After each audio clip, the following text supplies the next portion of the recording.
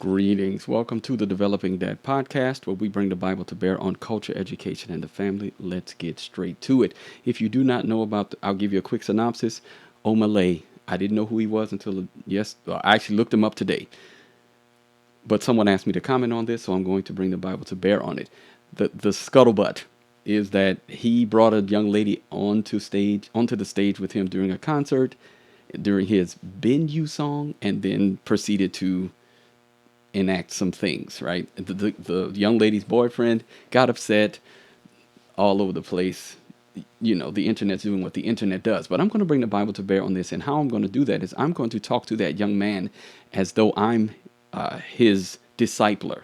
Okay, so I'm going to ask him some questions, and hopefully you can glean something from this. So let's get straight to it. What do we do? Bring the Bible to bear on this. The first question that I'm going to ask him is, why were you there? 1 Corinthians 15:33, bad company corrupts good morals. 2 Corinthians 6:14 through 16, do not be unequally yoked with unbelievers. It's not specifically talking about marriage, but the idea is what fellowship, the scriptures, what fellowship does righteousness have with lawlessness? Why are you there at the Omah Lay concert?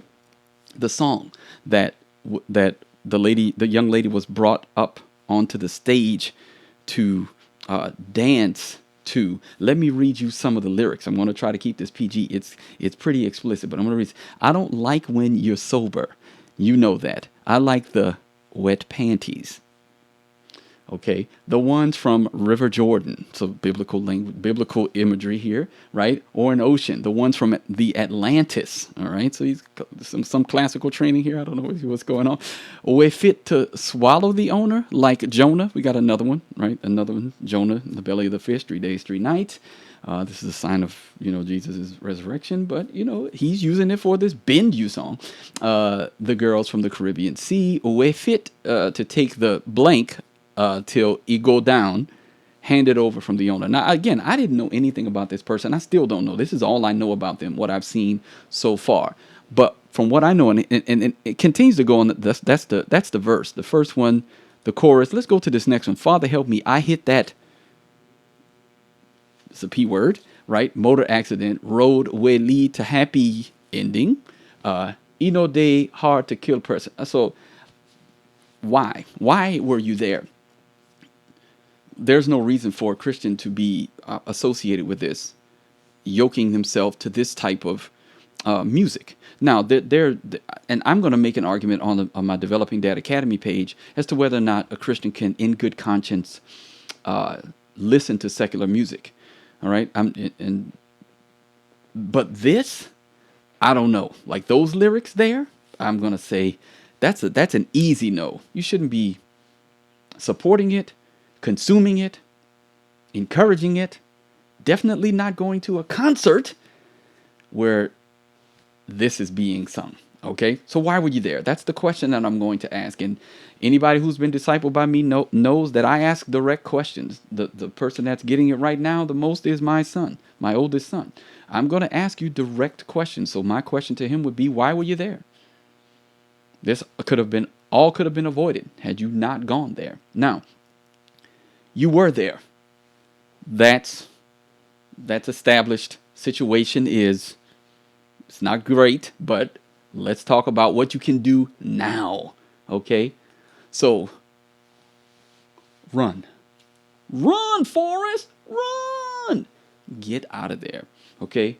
Proverbs 5, what we're talking about here is you should not go to the door of her house. This is an adulterous woman any woman that would go onto a stage knowing that there's cameras filming what's happening and allow a man to gyrate on her and do whatever they did is not the type of woman you want to be with. It's a good thing that you found this out. And I'm pretty sure that you knew this going in, right? If you were paying attention, if you had your powers of discernment sharpened.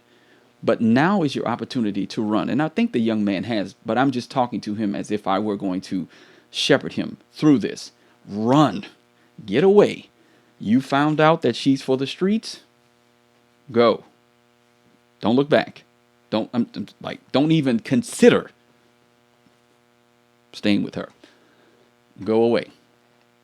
Just don't go. Don't come back. All right. And then what can you do next? You've got something to do. Obviously, I would say purge your eye. The first thing you can do is purge your eye from this type of content. Don't look at it anymore. Don't consume it anymore. Stay away from this woman. But then you've got, and this is one of the things that a lot of people don't do with their Christian walk, or aren't being taught. You fill the time with good things because the days are evil. Ephesians tells us that the days are evil. So you can't be idle. You can't just try to not do something. You need to replace the not doing with an actual activity, right? Ephesians chapter 4 talks about this. Instead of lying, tell the truth. Encourage. So don't just stop talking. No, speak grace-filled words. Don't lie, right? Don't lie. But then you need to, when you're talking, speak positively. Speak God-filled words. I don't want to say positive because that goes into another area that I don't want to address too much. But speak grace-filled words. Instead of stealing, labor with your hands, right? Be kind. Instead of doing the opposite thing, being angry, right? Bitterness and clamor and slander and all these things be put away from you and replace it with kindness. This is what the Christian life is. The things that you used to do in darkness, you're now transferred to light. So you do the opposite thing, right? So this is the third thing that I would tell you. Find a good thing. Proverbs 18:22. He who finds a wife finds a good thing and obtains the favor of Yahweh. Find your good thing. Don't waste your time with these type of women. You've got to do whatever it takes, right? Start your search local, then broaden it, right? And then you may even become a passport bro. But do everything you do with the wisdom of the scriptures as the main focus. That is what you have to focus on. Now, just a small announcement. You can go and look at some of these videos. I'm going to post them here. That will help you to figure out what type of woman to look for, like what type of woman to avoid. They're going to be in this playlist up there. But I would counsel this young man. First, why were you there? Don't go to that type of environment. That's not the type of environment you need to be in as a Christian young man. Second, you found out this woman is for the streets. Run. Get out of there.